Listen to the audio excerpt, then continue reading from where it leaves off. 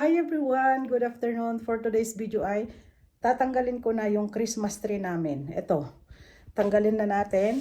Ayan. Tapos, ito rin, mga abubot ko dito. Tapos yung nasa, sa pintuan namin.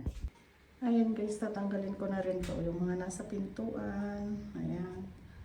Tanggalin na natin lahat. Kasi tapos na ang Christmas, New Year, at saka today is Three Kings. Kaya, pwede nang alisin lahat. Start tayo dito sa circle. Tanggalin na lahat. Dito ko ilalagay.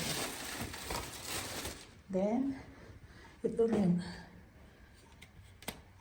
Ay, nakadikit pa pala ito.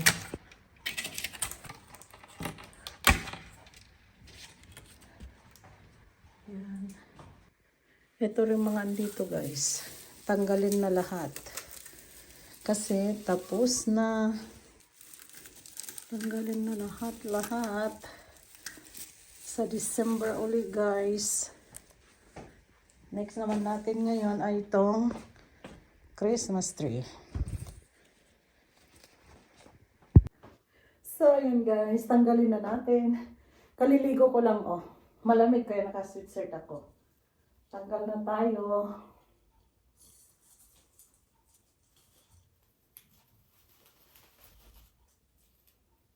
Kayo guys, natanggal nyo na rin ba yung mga Christmas decorations? Kasi ito, gagamitin ko pa sa Christmas ulit guys. Oo, gagamitin ko pa sa Christmas ulit. Sayang din kung bibili pa ako, di ba? Kaya hindi na.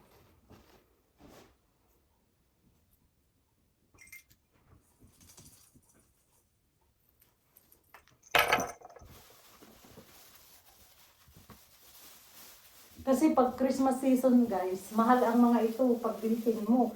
Kaya dapat, kung pwede pang gamitin sa susunod na Pasko at New Year, gamitin pa natin, sayang din, di ba?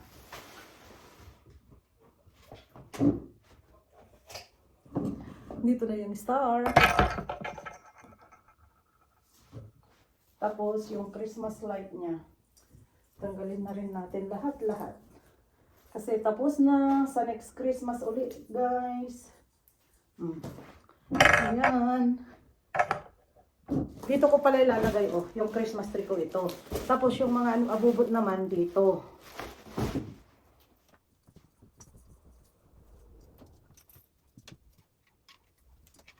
Yan guys, happy later, bye! So, ito na guys, lahat yung Christmas tree, Christmas decors, nilagay ko na dyan sa karton. Pero mamaya ko yan, lalagyan ng packing tape. Tapos yung iba andyan naman. Bye!